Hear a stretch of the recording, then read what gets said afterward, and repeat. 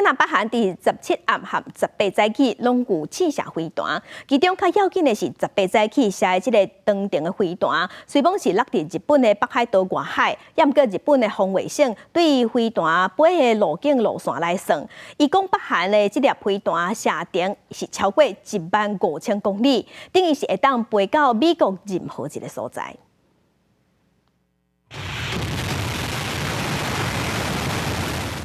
根据日本媒体引述防卫省的消息指出，日本估计北韩少年线发射的第2粒弹道飞弹，虽然敢飞1000公里左右，不过高度超过6000公里，所以判定是就这弹道飛彈 ICBM 等級的武器。今回発射された ICBM 級弾道ミサイルは、今回の飛翔軌道に基づいて計算をしますと、弾頭重量等によっては15000km を超える射程となりうるとみられ、その場合、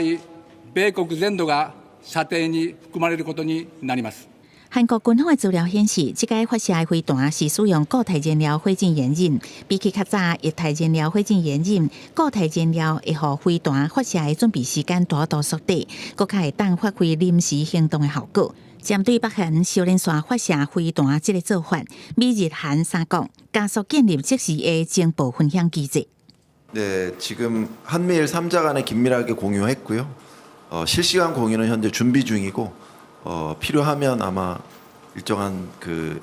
일자에 진행이 되는 걸로 알고 있습니다. 除了以北韩做中心的东北亚局势引起日本关心的，也有南海问题。16到17伫东京，日本邀请东南亚国协的领袖举行国峰会，除了纪念日本甲东协建立合作关系50周年，安怎因应中国伫南海军事扩张，也是这场峰会的焦点。因为顶礼拜才发生中国甲菲律宾的军舰伫有主权争议的海峡发生冲突，所以这届峰会各方是同意进行联合演习，日本嘛同意提供相关的装备，加强东协各国的海防。公司新闻，七家人编译。